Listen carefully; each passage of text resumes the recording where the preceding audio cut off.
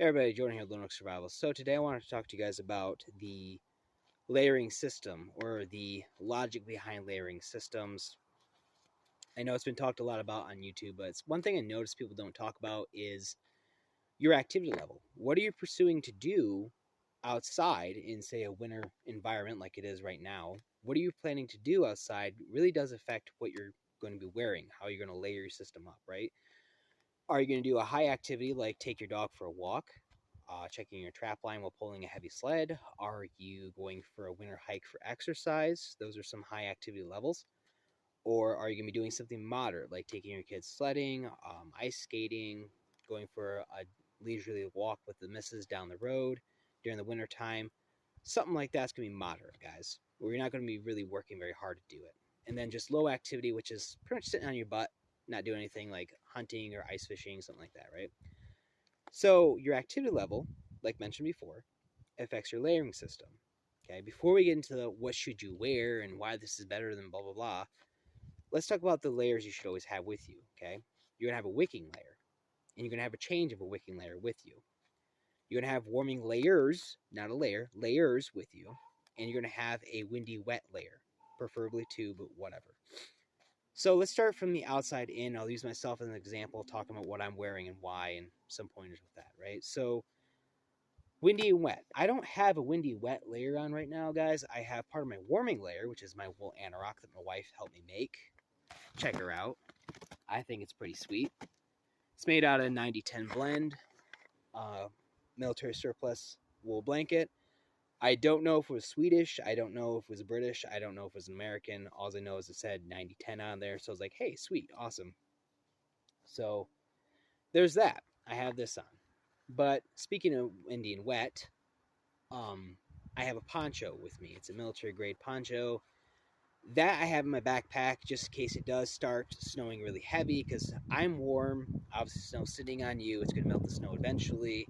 Getting your warm layers wet is not a good thing, period. So I have that poncho with me, right? So, along with that, wind, I'm in the woods. The wind's not really affecting me right now. If I was out in, like, say, a meadow or a field, yeah, I'd probably be putting on that windy layer right now to kind of stop the wind from getting to me.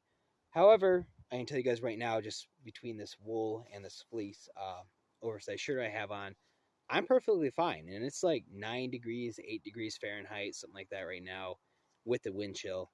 And it's not bad. I'm comfortably cool right now talking to you guys in the camera. So that's how it is. Um, so warming layers. I talked about the wool anorak. Now the oversized fleece shirt, guys. I know it's not really my color, but it's what I had available to me, so I made an oversized shirt with this. And yes, even the wool anorak is very big and loose on me. There's a science behind that, or at least a reason, and that is because my body is warm. Everybody has at least the potential to have your body give off roughly about the same heat as a 100 watt bulb. So you're constantly making heat, which heats up the air in all these air pockets inside your clothing, thus helping you keep warm. So that's why you wear big, loose layers if you want to stay warm. And again, depending on your activity level. So underneath all that, I have a simple cotton t-shirt. I know cotton kills. Well, only kills you if you are just wearing a cotton t-shirt and that's your base layer and you don't have the ability to replace it. Okay, not so in the situation. It's just another shirt I have underneath the oversized fleece shirt. And underneath that, I have my wicking layer against my skin. Okay, top and bottom, that's how it is. Mine's my skivvies, obviously. So what that wicking layer does is obviously wick moisture away from the surface of your skin, and it goes through the rest of your materials and eventually on the surface and escapes, right? That's the whole point of the moisture wicking layer. So that's what I have in my upper half. This has my wool hat and my gloves.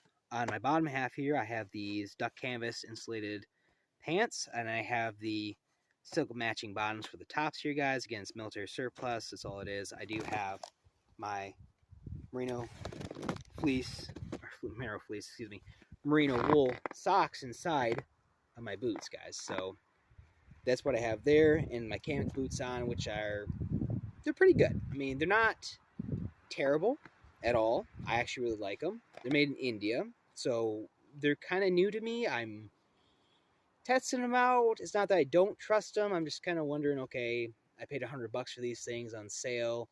How are they going to last throughout the years? We're going to find out, guys. So that's the layering system. That's the points I have for you. Again, remember, it's activity level. Always have wicking, at least 2 layers of those things. You know, one wearing, one for a change. Warming layers, depending on the activity level you have, or you plan on doing, I should say, and a windy and wet. So in case it starts getting wet, like it rained in January, guys. Like straight up rained in January a few weeks ago up here, which was really weird. So windy, wet, and it's always kind of windy up here where I live at. So I don't know why, but it is. So always have those layers with you guys. Be smart about it. Check your weather, check your environment. And always, guys, thanks for watching. Stay frosty, prep up. Yeah, bless.